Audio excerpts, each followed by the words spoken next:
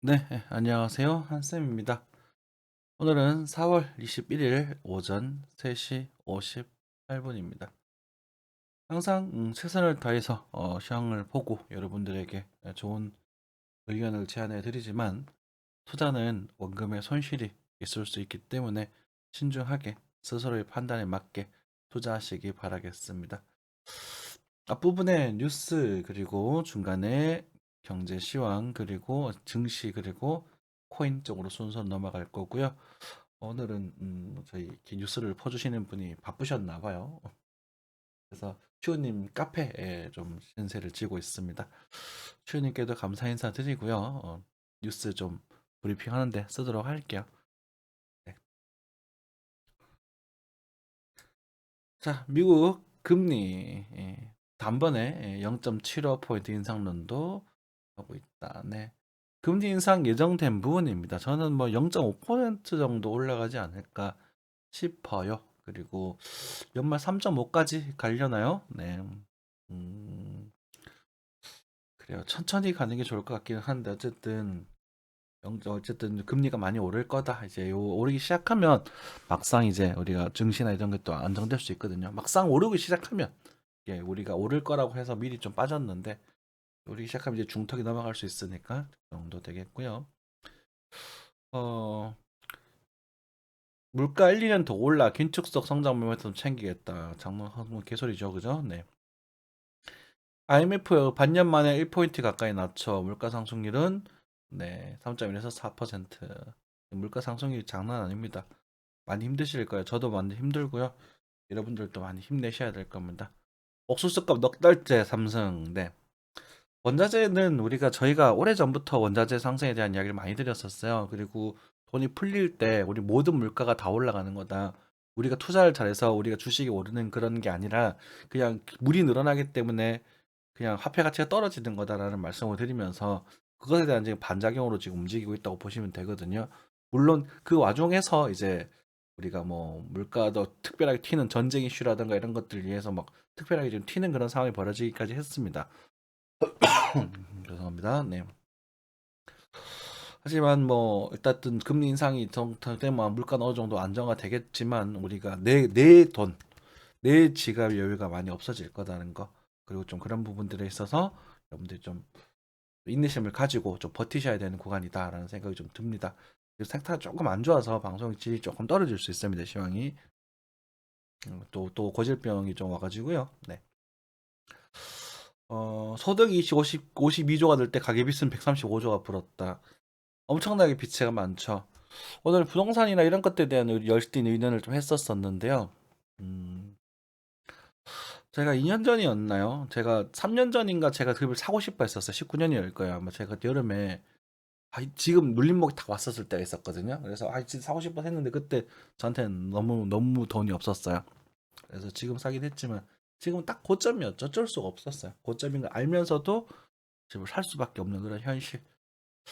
하지만 그분들에게 말씀드렸습니다. 신혼부부분들 이제 지금 막 첫 집을 가지셔야 되는 분들 절대로 무리해서 사지 말아달라. 만약에 무리하게 사게 되면 그 부채가 80% 이상에 대한 배출을 가지게 되면 집값이 떨어진다가 아니라 흔들린다가 맞는 표현이라고 생각을 해요. 왜냐하면 여러 가지 이유가 있습니다. 물가는 계속 오르게 되어 있을 거고, 그리고 지금 건축 단가가 어마어마하게 올라가 있는 상태거든요. 그래서 지금 어쨌든 집값은 당분간 아직 2040년 정도까지 우상향하게 되어 있습니다. 2035년에서 40년까지는. 하지만 그 중간에 흔들리는 장속에서 여러분들 그걸 견디실 수 있어야 된다는 말씀을 자꾸 드리잖아요. 그리고 고점 대비 30% 정도. 그러니까 최대 30%, 많게 30% 정도. 우리 뭐 적게는 한 10, 20% 정도. 물론 뭐 한 4, 5년 전에 사셨던 분들은 그때보다 2배 가까이 오르시는 분도 많을 겁니다. 그렇지만 이제 부채의 비용이 크고 이자가 많이 나게 되면 집을 팔아서 이사를 가야 되는 상황이 생길 수도 있고요. 그리고 일단은 그 가계 빚을 계산을 해봤을 때 4억 정도를 빌렸다라고 가정했었을 때 월 200만 원 정도를 갚으셔야 돼요. 5% 정도 이자를 계산했으면 그게 적은 금액이 아니라는 거죠. 이자가 아니라 원금까지 포함해서 평균적으로 월 200만 원. 여러분들 그 월 200만 원의 돈을 만만하게 생각하시는지 모르겠는데 정말 숨막힙니다. 여러분들 그 장사하시는 분들은 아실 겁니다. 자영업 하시는 분들은 월 100만 원, 200만 원인데 그 고정 지출이 정말 숨막힙니다. 그죠? 그래서 그걸 잘 견뎌내셔야 될 것이다. 그래서 일가구 분들은 집을 사도 상관없다. 어차피 같이 움직일 거니까. 왜냐하면 양적 긴축에 따라서 완화에 따라서 집값이 움직이는 거기 때문에 상관없겠지만 대출을 무리해서 하지 말아달라. 이런 말씀을 좀 드리고, 그리고 제가 또 어울려서 뭐라 그랬냐면 이자를 빨리 갚기 위해서 조금이나마 원리금보다는 원금 분할 상환을 좀 해달라는 말씀 좀 드렸었어요. 저는 원금 분할 상환을 했거든요. 음. 저는 뭐 대출이 그러니까 저는 이제 만약에 집이 이 아파트가 아무리 빠져도 2억 밑으로는 빠지지 않을 것 같아요. 저희 아파트가 제가 살 때 3억 한 초중반 정도의 시세로 거래가 됐는데 좀 그 지방이니까 좀 싸죠. 그래도 제가 이제 한 5천만 원 정도의 손실을 각오를 하고 진입을 했거든요. 그래서 2억 6, 7, 2억 6, 7천, 그러니까 분양가입니다. 그게 저희 아파트. 그래서 그 가격보다 밑으로 빠지지 않을 것이다라고 좀 생각을 하고 있으면서 진입을 했는데, 뭐 이제 고속도로도 나고 뭐 옆에 스타벅스도 생기고 하면서 이제 호재가 이제 그 악재를 좀 잡아주는 그런 형생을 띠고 있더라고요.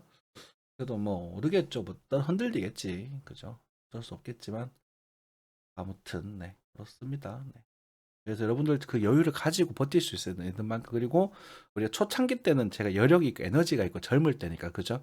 그러니까 30년이든 20년이든 뭐 세상이 어떻게 될지 모르잖아요. 또 팔고 또 이사 가서 또 새롭게 시작도 되지만 이자를 갚아 나감에 있어서 원리금보다는 원금 균등 상환을 하면 이자가 점점 좀 줄기 때문에 나이가 먹을수록 부담은 줄어든다. 그렇게 해서 저는 원금 분할 상환을 좀 추천을 드리겠습니다. 원리금 하게 되면 처음에 이자밖에 안 나고 원금이 줄지도 않을 거예요. 네. 동학개미도 지쳤다 한다. 정시가 되면 2.5 최저. 네, 그 지금 어쩔 수 없죠. 네, 그렇게 부분이고. NFT 시장 16조 달하는데 어쩌고 저쩌고 석탄 발전 확대 어쩌고 저쩌고 무심코 버린 플라스틱 돌고도가 내가 먹고 있고 하신다. 미세 플라스틱 때문에 문제가 많죠. 그죠? 어, 그런 부분 알고 있는 부분인 것 같고. 뭐 나머지 그렇게 뭐라고 취준생 인지도보다 높은 연봉 원한다. 카카오 게임 집사 선호 3엔 앞질렀다. 그죠? 그 정도 되겠네요. 엄청나네요. 평균 급여가 1억이 넘네요. 그죠? 대단하네요. 부럽습니다. 이제 뭐 저도 저렇게 했었으면 좋았을 텐데 배워가지고.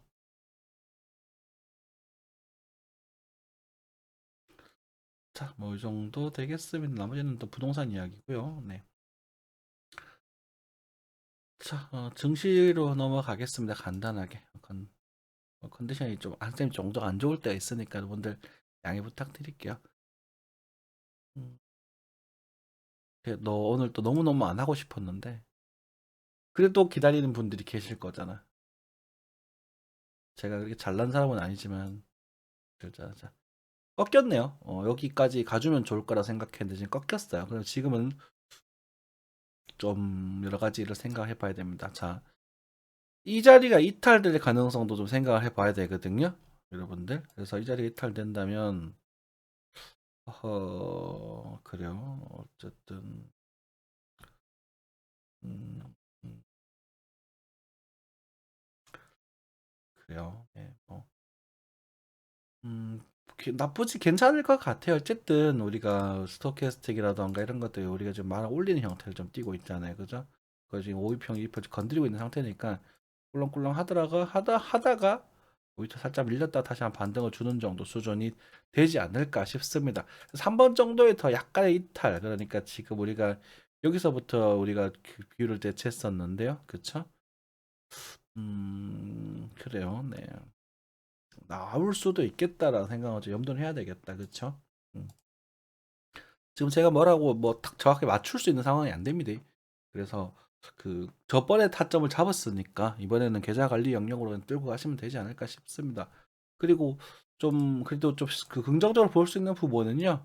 이 규모의 하락은 일단 끝났다고 봐지고 그래서 이렇게 형성되는 부분이거든요. 그래서 우리가 13,200포인트에서 13,000포인트에서는 좀 잡아 진입각을 볼 수 있는 그런 흐름이 될 수 있으니까 비트나 이런 부분들도 거기 맞춰서 접근하시면 될 것 같아요.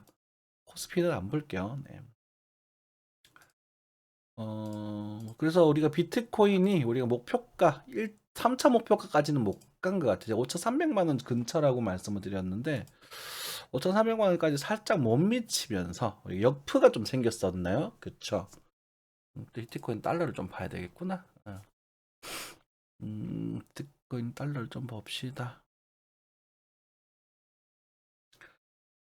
자, 어쨌든 우리 잘 잡았었기 때문에 여러분, 뭐 슈팅이 하나 보이기도 하고 2천, 3천까지 못 갔네요. 4만 2천, 4만 3천 정도 말씀드렸었는데 3천까지 좀 못 간 상태네요. 그죠? 그러면 여러분들 요 정도에서 제가 입절로스 하는 거에 대한 언급은 충분히 드렸으니까 그건 괜찮은 것 같고 여러분들 이제는 여기서 요 자리에서 반전이 나오는 걸 좀 체크를 하시면서 진입을 하시는 게 좋겠습니다.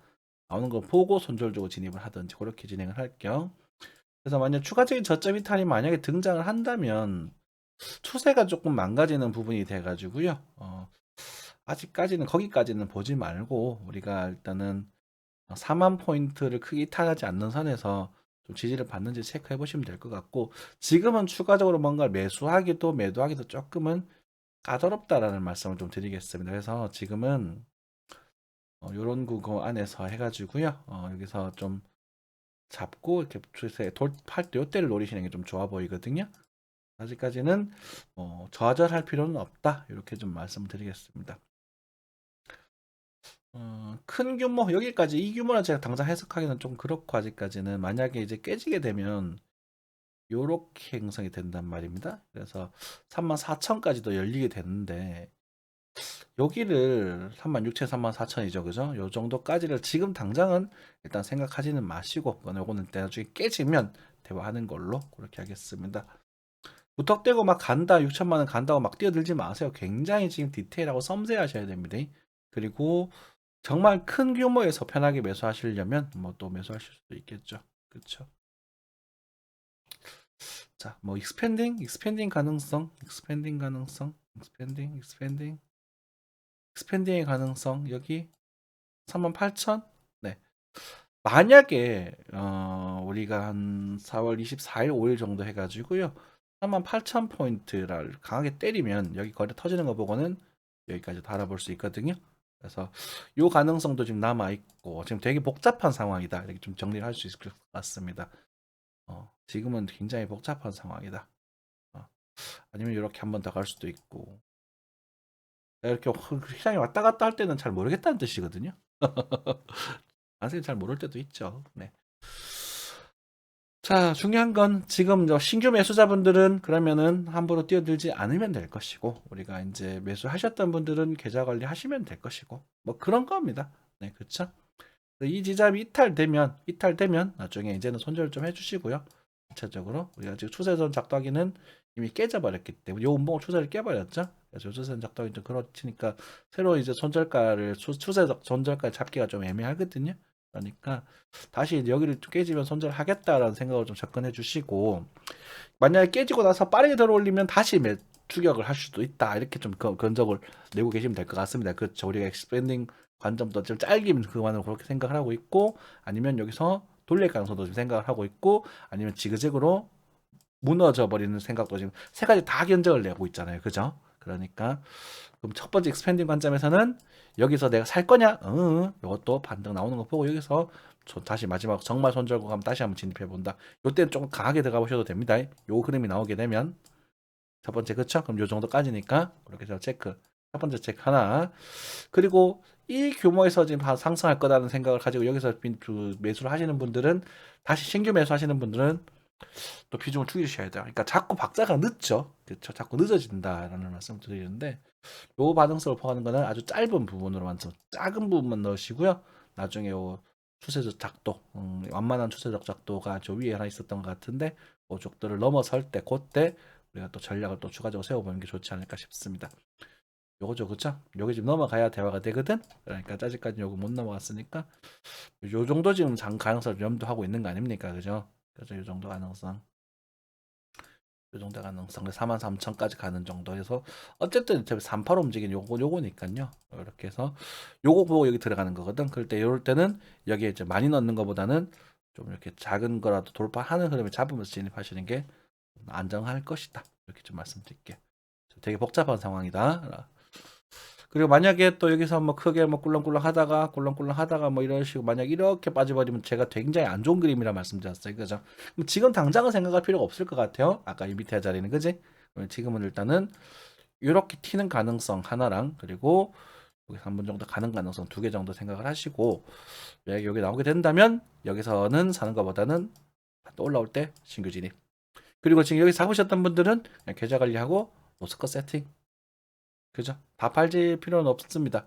타이밍 놓쳤으니까. 그렇죠? 추세적 작도에 대한 부분에 있어서 우리가 요 고점에서 파는 게 아니라고 말씀드렸죠. 그죠? 여기서 파는 게 아니라 추세가 깨질 때 이때 파는 거라는 말씀도 드렸었잖아요. 그렇죠? 그렇으니까 뭐 타이밍 놓쳤으니까 한 탐포 좀 있다가 우리가 뭐 이런 반대라도 보고 나서 여기 손절을 잡을까 말까를 결정하면 될 것 같다. 이렇게 정리할 수 있겠네요. 칠리카 그죠? 저희 방에 있는 우리 저희 실전반에 있는 그 누구냐? 저희 실님이 또 픽을 내주신 종목입니다. 대단하시죠? 그죠? 이번에도 잘 여러분들의 수익을 잘 챙겨 주실 수 있었던 것 같아요. 물론 이제 실리카 같은 경우는 잘 관리하셔야겠죠. 그리고 제 같은 경우는 이제 비체인이었어요. 비체인을 좀 추천을 드렸었는데 여기서 추천을 드렸었나요? 위로 갔다가 돌아왔습니다. 갔다가 돌아와서 이제는 판을 새로 짜셔야 됩니다. 판을 새로 짜야 된다라는 거. 그렇죠. 네, 그런 부분이고 역시나 이번 오늘 시장의 강세는 이제 뭐 이오스도 손익권에 들지 않나라는 생각이 듭니다. 제가 이오스를 노래를 좀 오래전부터 드렸죠. 그렇죠? 이오스 노래를 좀 오래전부터 드렸던 것 같습니다. 그리고 이제 BT 차트를 기준으로는 뭐 픽도 좀 냈었고요. 그리고 이제 여러분들한테 좀 그래도 수익이 그래도 조금 크게 나지 않았나 싶어요. 뭐 이런 시장에서. 그래도 계좌 관리 하시면 되겠고요. 저 같은 경우는 이제는 이탈하면 안 사겠습니다. 네, 이제는 이탈하지 않고 그냥 위로 좀 자리를 잡고 위로 가주는 방향으로 조금 기대를 좀 할게요. 이탈하면 이제는 매수보다는 좀 쉬어가는 방향으로 설정하면 될 것 같고요. 일단 저 기준으로 설정을 좀 끌어올려야 될 것 같습니다. 제가 이제 손절가를 끌어올리는 로스컷 계좌 관리 서텍스 값을 올리겠다는 거지. 왜냐면 여기서 큰 변화가 생겼거든요. 여러분들 뭐 이것저것 하고 있고 뭐 주장파를 보고 뭐 보고 뭐 패턴 보고 하겠지만 저는 사실 그렇게 잘 안 해요. 그냥 이렇게 해서 요 조정파 안 구간과 요 저기는 다른 변화가 생겼잖아요. 다르잖아요. 이게 흔들리는 것 자체가. 그래서 여기 깨지면 그냥 쉬었다 가겠습니다. 그죠? 깨지면 쉬었다 가는 부분이고 지금은 좀 꽤나 많은 수익을 가져가고 있는 부분이니까 계좌 관리 어차피 저는 계좌 관리가 된 계좌거든요. 이게 남아있는 게 계좌 관리 다 수익금 다 했는 부분이라서 이걸 지금 팔아가지고 컴퓨터를 살까 하는데 못했을까 지금 신중한 즐거운 고민 중입니다. 다행스럽게 좀 잘 움직여줘서. 근데 이제 껄끄러운 거는 이제 그거죠. 비트랑 반대로 움직였다는 점이 좀 껄끄러운 부분이고 그리고 말씀드렸다시피 이더리움의 약세와 이오스의 강세가 매칭이 될 수 있다고 좀 생각을 좀 하고 있거든요. 그래가지고 역시나 이오스 같은 경우는 단기적으로도 계속 좀 눈여겨봐야 될 종목이 아닌가라는 생각을 좀 감히 좀 드리겠습니다. 요즘 계속 최근부터 계속 그랬죠. 그죠? BT 차트를 보면서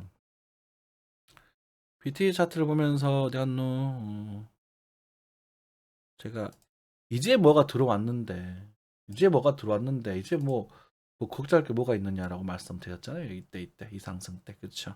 이제 뭐가 들어오기 시작을 했는데 이제 세력이 저어서 이제 삽접질하기 시작을 한다고요.